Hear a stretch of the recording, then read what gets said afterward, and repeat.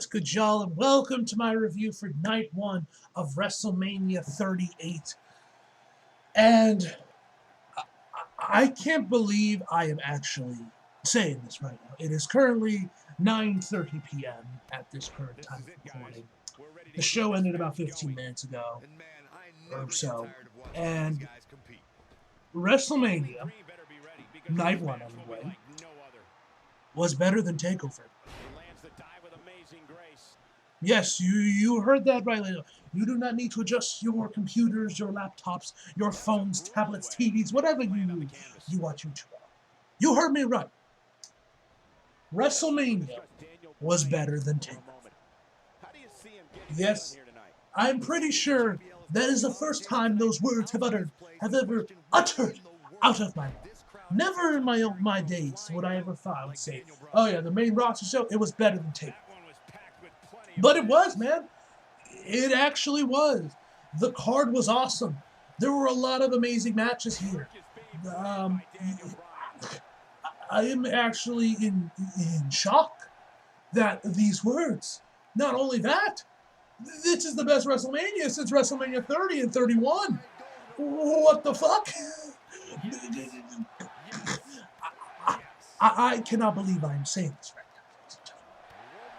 I can't believe I'm saying this. Like, yo, I can't believe I'm actually saying this. That is absolutely insane that I'm saying that these words have uttered out of my mouth, Asia. But it's true. Cody came back. Their match was amazing. Stone Cold and fucking Kevin Owens at the end of the show was awesome, man. Becky and Bianca was spectacular, man. Charlotte and Ronda I thought was a pretty good match, all things considered. And yeah, man, I'm still in shock that I actually think a main roster show was better than a TakeOver. I don't know if that's a comment to the main roster or an indictment on NXT. But whatever the case may be, man, I've rambled enough. Let's just jump right into the actual show. So we started the show off with Shinsuke and Rick Boogs versus the Usos. Now, first, when I saw their ring gear, Rick Boogs and Shinsuke, I was like, oh, their colors remind me of the Macho Man. I wonder if they were paying tribute to the Macho Man. Nah, turns out it was actually product placement for, like, Mike's Lemonade, like, charged or whatever. That's, like, half tea, half lemonade. I found that out. One, if you were actually paying attention, you could see their logo all over the speakers and on the light boards or whatever they're called that they had around the rings, like the ones that were like. One thing I gotta say, I loved WrestleMania's arena this year. I thought it looked really cool. One thing that I thought was really interesting that WWE did, I thought it was actually pretty creative. You guys know they kind of have like their like LED boards like on like one side of the one side of where the apron is, or one side of the ring where like the drape is, but it's replaced with the LED board of the show. You of course got the ones that are on the ring posts themselves, and you got the main stage on the front. They actually added like these LED boards to the actual barricades themselves on like each of the corners, and I thought that looked really cool, man. I thought that looked really cool. But anyway, so yeah, you can notice the logo on there, which Mike's Lemonade's Charge logo on there. So yeah, this was massive. So yeah, this was just a giant product placement. Which, by the way, gotta say this right now, I have tried Mike's Lemonade Charge a while ago. One of my roommates bought a pack of them. It was like a variety pack. It was just the ones that were lemonade, but with different flavors on, like strawberry, lemon, the basic lemonade, raspberry, and a few other ones. I tried the basic lemonade one. That shit tastes like gasoline. At least to me, man. At least to me, it started to taste okay, but apparently, my mom told me that this might be some shit that runs in the family or whatever, or like just like not that good with alcohol or something. But like, it started to taste okay, but as I kept drinking, it just started to taste like lemonade flavored gasoline. That's just me, man. Maybe if y'all like it, man, but your boy wasn't too high on it. Yeah, I was like, I feel like I'm just drinking straight gasoline in here. But anyway. Obviously, we all know what happened in this match. The most shocking element of this match, but we'll get there in a sec. So, first off, Shinsuke went hard, went fast and furious on Jimmy, going with like a high knee, and he went at it with him. Eventually, Rick Boogs gets in the match. Jay, I believe it was, goes in there and runs after Rick Boogs, but Rick Boogs catches him into a bear hug. They transition over into a suplex. And this man doesn't just do a low squat like fucking Fabian Eichner. No.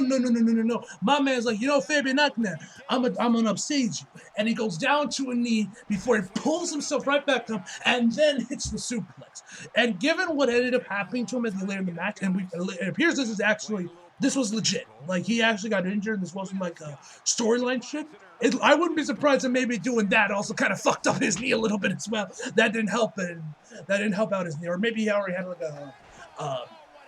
a nagging knee injury or something. I don't know.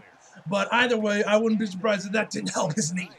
But anyway, you had that. You had that. But eventually, of course, Rick Boogs eventually gets I believe it was Jimmy or Jay, whichever. He gets one of the Usos up, and then the other Uso in like a fireman's carry position, and the other one basically jumps on top of him. And Rick Boogs tries to lift them both up, but eventually his knee buckles and he falls down to the ground. Now, at first, I thought this was all storyline.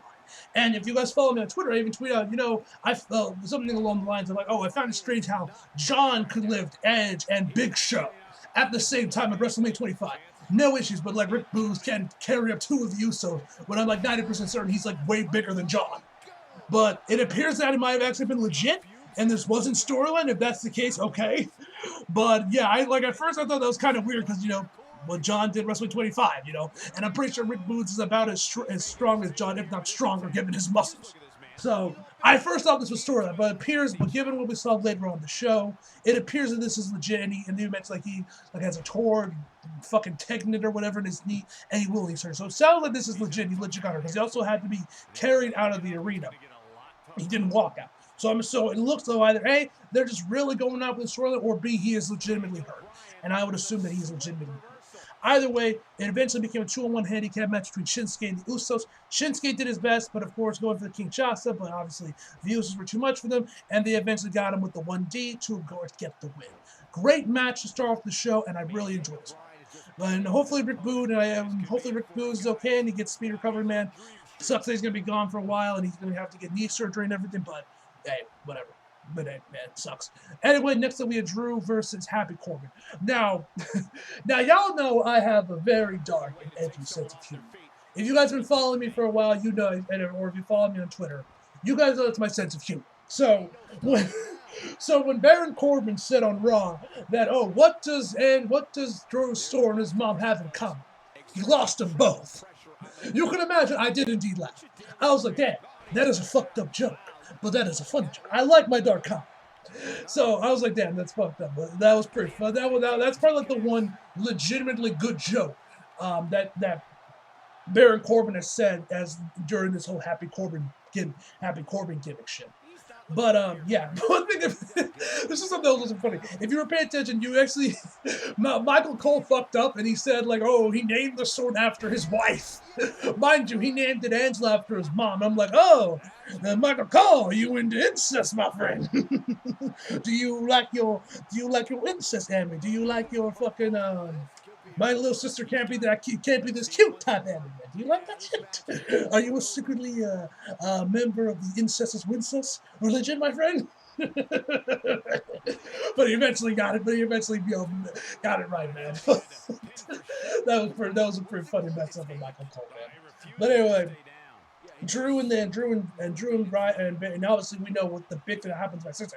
We had back-to-back matches where something huge happened. In the first match, we had Rick Boogs. In the second match, we'll get to that in a second. So we started the match off fast and furious with Drew going at it on Baron Corbin. Eventually, Baron Corbin started to get some offense, and he tried to run the ropes, but Madcap Moss is on the air. He's like, yeah, cheering on Drew. He's like cheering on Baron Corbin. He's like, yeah. And he's like, bro, get the fuck down. And he's like, oh, but you're winning, get down. And Drew counters it into a spine buster, where they wouldn't be surprised if that was a tribute to our boy Triple H. So yeah, you have that, and eventually, Baron Corbin would hit the end of days, which you guys know is basically the most protected finisher in WWE currently. Nobody has ever kicked out of the end of days. And it's like the one finisher that actually ends them on the first try, and nobody kicks out of it. Well, Drew kicks out of the end of days. The most protected finisher currently in the main roster is no longer the most protected finisher in the main roster. I was legitimately shocked when I saw that. I was like, wait. Because right before, because Michael Cole even himself said this on commentary, like this is the first time anyone has kicked out of it. I was like, wait, is that the first time someone's ever kicked out at the end of days? Because I didn't fully register, and it wasn't until Michael Cole mentioned I was like, holy shit. The most protected finisher in WWE currently is no longer the most protected finisher in WWE because he kicked out of it. So that was obviously shocking to see. And you know, Baron, shouts him, he did an amazing job selling it. Like, no, that was a 3. He did a great job selling it. But eventually Drew would win the match with, of course, the 3, 2, 1 Claymore kick to, of course, get the 1, 2, 3. Overall, another great match and another one that I thoroughly enjoyed. So next up, we have the Mysterios versus Miz and Logan. Now, you guys know, I can't fucking stand the Pauls. I can't fucking stand the Miz. The Pauls represent everything I fucking despise about influencers. They are the Alexa Bliss of influencers. So, I wasn't interested in this match to begin with. As soon as it was announced, I was done. I was like, nope, fuck this shit, I'm not watching. So I did not watch this match. Instead, while this match was on, I went and rented.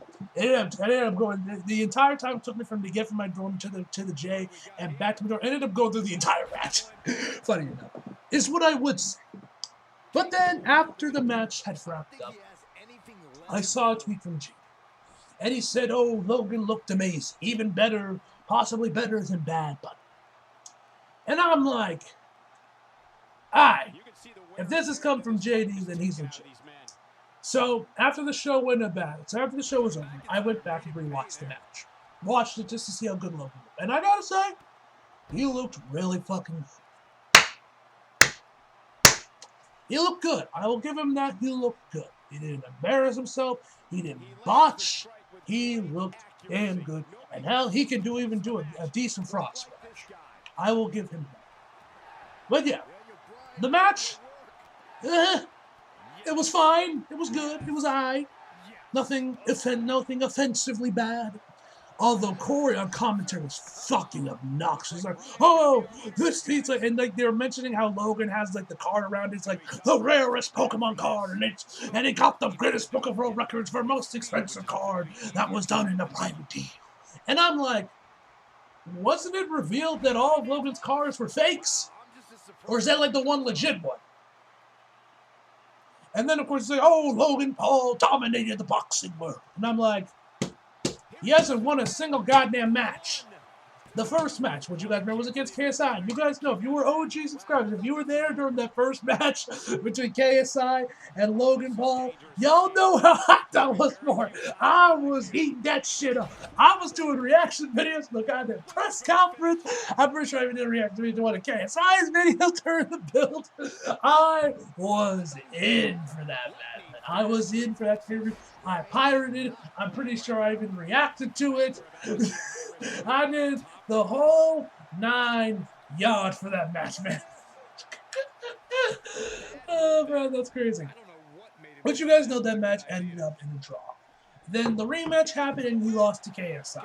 And then against Floyd Mayweather, he got his ass embarrassed. Like, legit, I don't even watch fucking boxing like that. I don't watch boxing. I've seen a handful of matches with my dad when he buys the pay-per-views. But my knowledge of boxing is limited to mostly the Rocky movies and Megalobox. And even I could tell that he was that Floyd Mayweather was running circles around him. He was taking his ass to school. So I don't know where Corey's getting this shit from, or maybe he's purposely trying to piss me off. That's probably the case because he is the heel commentator. He was probably trying to piss me off. But yeah, man. So whatever. Like I said, match was pretty good. We started off with Ray telling I think he was talking to Logan to tell him to get your punk ass in the ring, get your punk. But then Logan, like, listen, I will say this, I can't fucking stand Logan. More so Jake than Logan. Logan, like you guys know, I mentioned before in other videos, I've eased up on him, and I know that he's definitely matured a lot since the shit in Japan. But I still don't like him. I still can't stand the sight of him. I still can't stand, more so Jake. Like I said, I hate Jake way more than I hate Logan nowadays. But I still can't stand the sight of either of them. Anyway, I gotta say, he works the heel gimmick beautifully. I gotta give that man props. He knows that he's the most hated motherfucker on YouTube, and he uses that to his advantage. So for that, I'll give Logan his little compliment. But I hope this is the last fucking time I ever see him on a goddamn WWE. I'm so sick and tired of this guy up here. To get him off my goddamn team. He has no business being wrestler. Get him off from desecrating my secret. Like Imperium, the ring is sacred. Get your ass out of it. Fucking interloper. But, yeah. So, eventually the match started out with Ray. With no, it was Dominic. I believe it was Ray and Miz. Or it might have been Ray and I believe it was Dominic and Ray. Or Dominic and Miz. They go at it. Mostly, and of course, Logan's doing his thing. He's getting his cheap shots, and like I said, the man was nuclear heat. I gotta say, the entire crowd just fucking despised him, which is understandable. Nobody likes this. Nobody likes this fucking guy. Only his brother and his dad and his crew of yes men are the only people that like Logan Paul. But oh man, I'm curious if I'm gonna piss off any Mavericks on this video. But anyway, like I said, Logan looked good. You had Ray trying to go for the Three Amigos, but then I got countered in, and Logan did his own Three Amigos. They actually looked pretty good, all things considered. I already mentioned he tried to do a frog splash. Like I said, that also looked really good. That got a near fall. Eventually, like I said, he gets some cheap shots, and then eventually, like Dominic tried, or rather Logan tried to get Dominic out of the ring, and Dominic like counters it and just yeets him out of the ring. Like, I have a feeling that Dominic probably also can't stand this guy, because this man fucking couldn't wait to yeet his ass out of the ring. He couldn't wait to yeet his ass out of the ring. I wouldn't be surprised if Dominic hates him as much as the rest of us do. But anyway, so eventually he starts chasing, and like then Dominic rather goes for a suicide dive. Logan gets out of the way, and he ends up, and Dominic ends up hitting the Miz. I believe, yeah, Dominic ends up like chasing after Logan. He starts running around the ring, like I said, I gotta give Logan his props. This man knew how to drew heat, man. But then again, it's not that hard when you're Logan Paul. The mere mention of your name draws out anger, and disdain, and disgust. Nobody likes you. But so like I said, they had that going around. Eventually, like I said, the Mysterios ended up getting Logan down for a double 619. That looked great, and then 2 back-to-back frog splashes from Bray and Dominic looked amazing. Goes for the 1, 2, 3, but actually Miz ended up tagging himself in, and so he was actually the legal competitor, not Logan. And then he gets the skull crushing finale. I almost forgot the name of his goddamn finisher. That's how much I don't like the Miz. I can't remember his fucking moves. But he goes to skull crushing finale. They also did like those it kicks as well, and he ends up getting the 1, 2, 3. And then now by the way, when I say I wasn't watching the match, I was still listening to it. Like I had my headphones on, and like I heard a commentary, and I was like, when I heard that Logan and Miz, when I was like, oh, you gotta be shitting me, really? Come on! But then once I got back to my dorm, all was good because Miz hits a skull crushing finale on Logan. And you know what? I gotta give Logan. I think he knows that nobody fucking likes him, so he's like, all right, I'm at least make the crowd a little bit happy, because he's taking 2 finishers, and because both times we see him at WrestleMania, he is taking a finisher. Last year it was a stunner. This year is a skull crushing. I think he knows that nobody likes him, so he's like, all right. Is my way of trying to make you guys like me more. I will lead taking a finisher. Because that also got a huge pop from the crowd. And I was like, thank you, Miz. You are now my favorite wrestler for what you have done. Thank you, Miz. But yeah, so that honestly put a smile on my face seeing him take a skull, seeing Miz beat him, give him a skull crushing finale. But yeah, good match all around, but nothing important. You didn't really miss much if you two took this as your bathroom break. But anyway, the next match, that was probably the match of the night, Loki. It was either that or the match with Seth, and that, of course, was Bianca Belaire and Becky Lynch. So like I mentioned earlier, this match was fucking awesome. Like, this was probably the match of the night. If not this match, it was the match with Seth. Now, first off, we gotta talk about their entrances, because both of them had pretty good entrances. First off, Becky straight up rips off the Marvel Studios intro. Literally, WWE didn't try to hide that. Yes, we are just literally ripping off the Marvel, because literally you had all these different pictures of Becky in the same style as the opening to Marvel Studios. They had text next to it, and then you had like various videos of like Becky Lynch throughout her career that comes out exactly the same. Like, they didn't even bother trying to hide it, that they were just ripping off the Marvel Studios. So I don't know, maybe Becky loves the MCU. It's whatever. Still, you can't tell me that they didn't just blatantly just rip off Marvel Studios. So Anyway, they like the camera pans out and pans out Spelly. Did now I was wondering like, oh, are they gonna just have it say Big Time Bex or something like literally just like it does in the fucking movies? But no, they like when the camera pans out, it's in the sunglasses that says Big Time Bex, the same ones that's on her CGI model when she makes her entrance. So, but that was pretty fun. That got a good laugh. Then she comes out like I think it was like an Escalade or something, and I dug her out, but I know a lot of people were kind of like poking fun at her. I remember like, yo, this style really looks familiar. Where do I know it from? And it wasn't until I looked in JD's comments when he like mentioned because he tweeted about her saying that she looked like a witch that was gonna sell you a poison apple or whatever. This is like, hey, that his wife told him. One of the guys that were in the replies rather, his wife said that his wife said, hey Becky, Lady Gaga wants her outfit back. But it was like, all right, yeah, that's what it is. Lady Gaga looks kind of like one of her outfits. I like the look. She takes off the sunglasses and she has like this orange like eyeshadow, whatever the fuck it's called in her eyes. I thought it looked cool. She had her hair straightened down a little bit. I like the look. That was just me. So then Bianca makes her entrance, and she actually had like the Martian band from like this Texas university come in there playing her theme alongside her. Well, they started playing, and then her theme played, and then they were like mixing the two together. Thought that was pretty cool. I loved her outfit, by the way.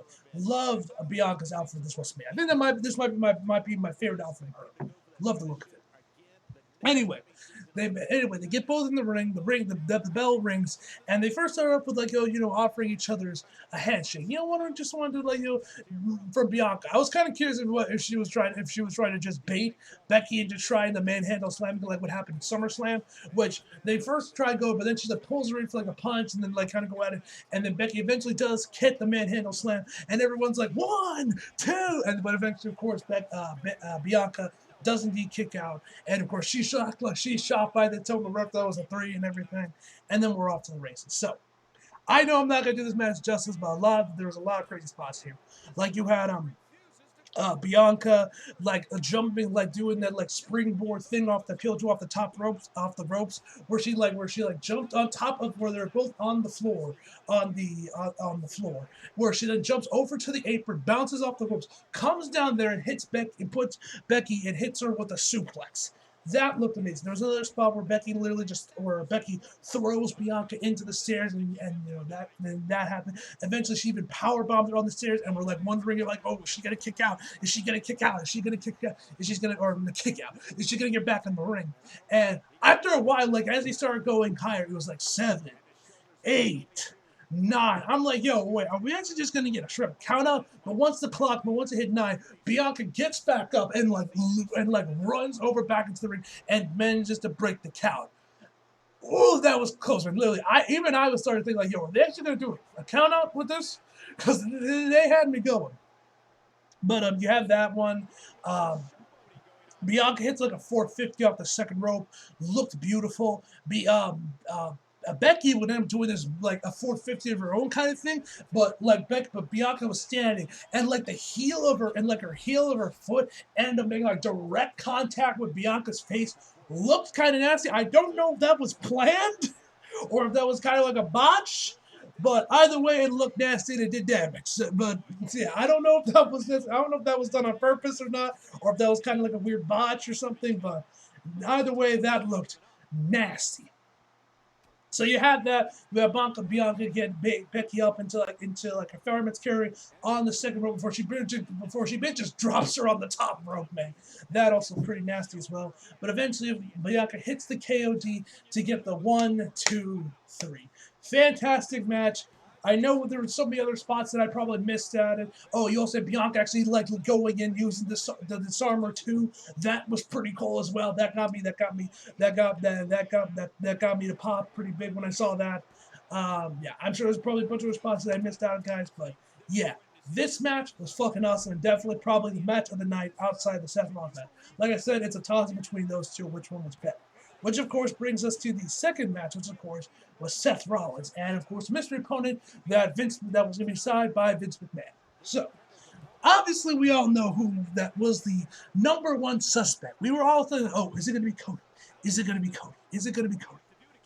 Now, I actually I didn't know this, but JD mentioned this in his takeover review that maybe that could have been the Undertaker, making like having the Undertaker do one last match because he said like never say never in his Hall of Fame speech. Obviously, WrestleMania is in Dallas. Undertaker's from Texas. He's from Dallas.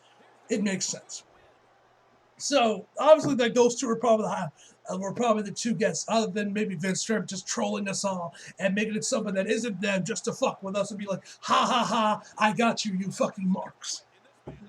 Like that, you don't put that past Vince, man. So we were all wondering, we were all waiting with bated breath. After Seth makes his appearance with like his big ass blue coat, his entrance was funny, and he also had like this acapella group doing his theme as well.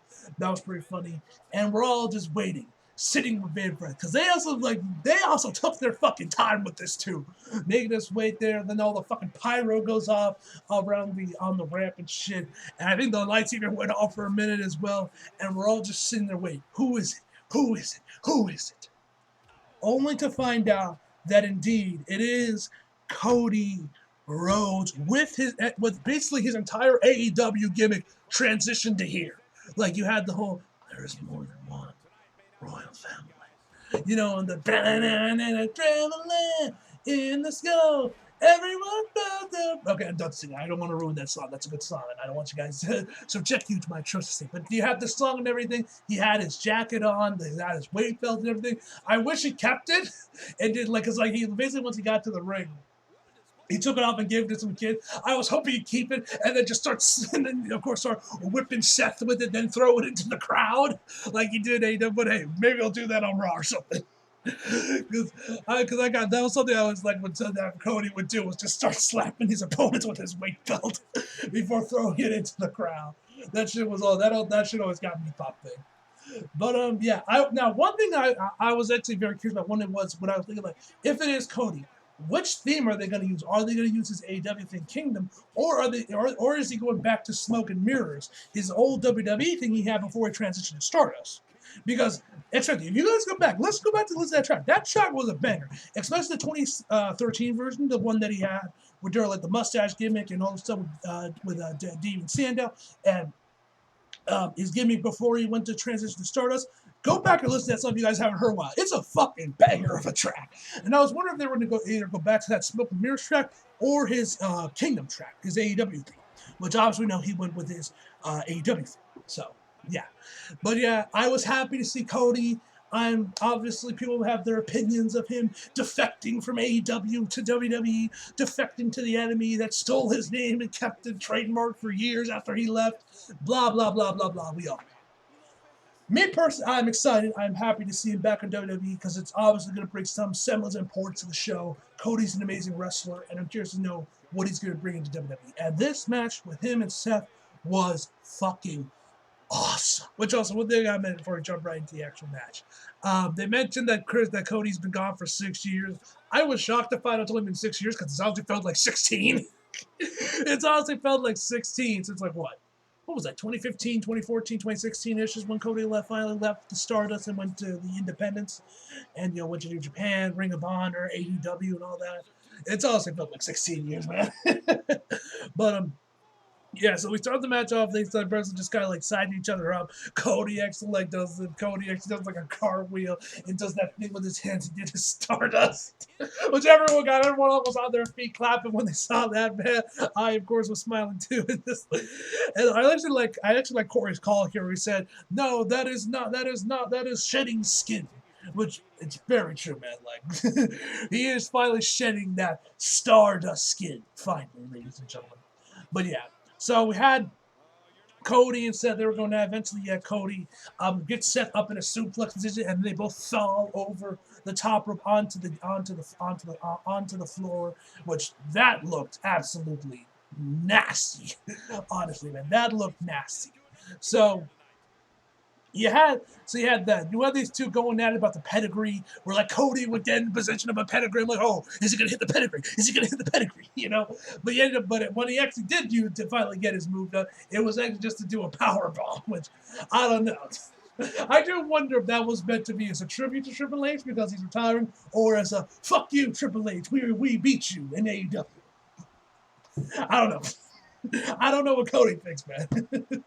But I thought that was interesting regardless. Seth, of course, did hit a pedigree. Did hit a pedigree eventually. So like tons of crazy stuff. Crossroads, Cody did crossroads for that and getting a near fall. Seth was doing curve stomps and doing the stomp as well, man. So many crazy spots. Eventually you had Cody hit like, I think it was like what? No, I think it was like he hit a Cody cutter first, and then this dude hit like three crossroads back to back to back to back like 3 times, man, before he finally got the pin. And one thing I actually noticed, and I found and I tweeted this out, was while the match was going on, Seth screamed out to Cody, "Welcome back to the big leagues, bitch." Glad to know that Vince still refuses to acknowledge AEW. Love to see it. It'll be your downfall, old man. It will be your downfall. But regardless of such, this was a fantastic match. Cody, of course, eventually got the win. And yeah, man, I know there was a shit ton of spots I missed, man, honestly, but this match was fucking incredible, man. This was an amazing match. Like I said, either this or Bianca were the best match from the card. It's a toss between those two, but those were definitely the 2 highlights of the show. Next up, you had the Hall of Fame thing. Whatever, fine, that was cool. And then next up was when we had Charlotte versus Ronda Rousey. Now, this match was pretty good. I thought this match was really good. Opposite the storyline, with this one's like, Charlotte, Ronda is a one-trick pony. All she can do was that arm bar. Blah, blah, blah, blah, blah.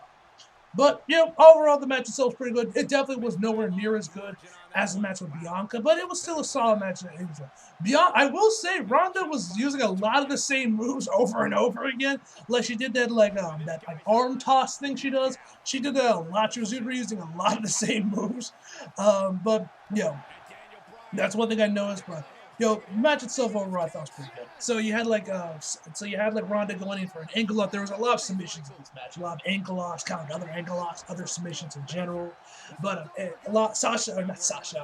Ronda got ankle lock on Charlotte, while Charlotte was on the other side of the ring by the ropes. She manages to pull Ronda basically out and basically just yeets her out of the ring, getting rid of the ankle lock.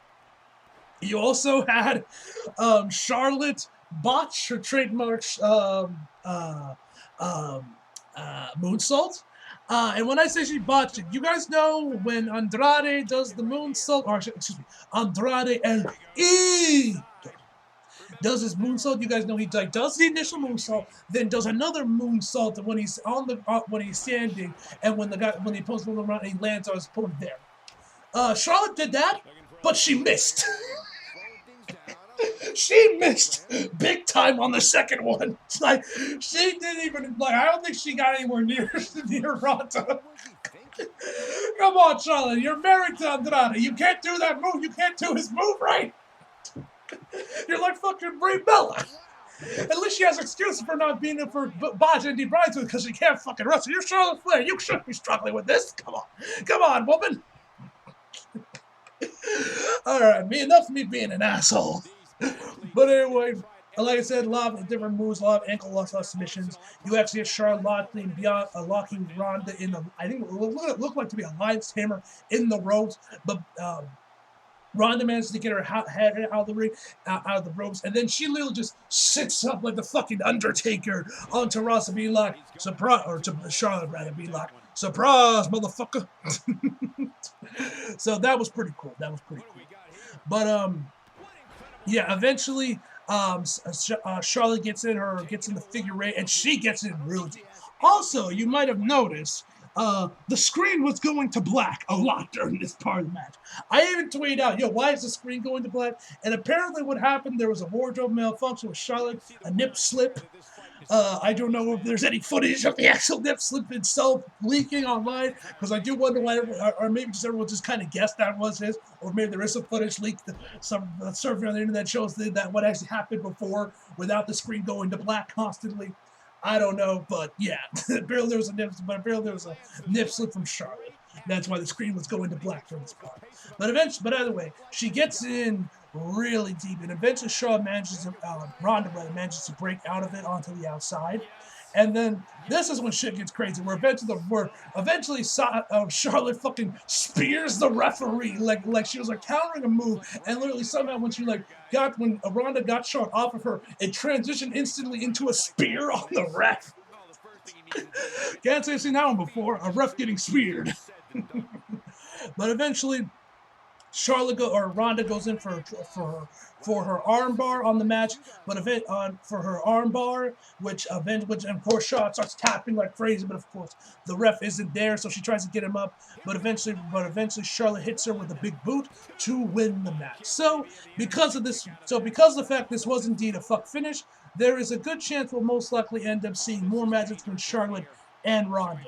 Which, one thing I gotta say I found kind of weird is like, they never once acknowledged their match at Survivor Series like 2 years ago. So this entire thing, they never once acknowledged that Survivor Series match. Which I found very weird. Like, they did obviously mention their match with WrestleMania, but like they never once mentioned their first match they had at Survivor Series.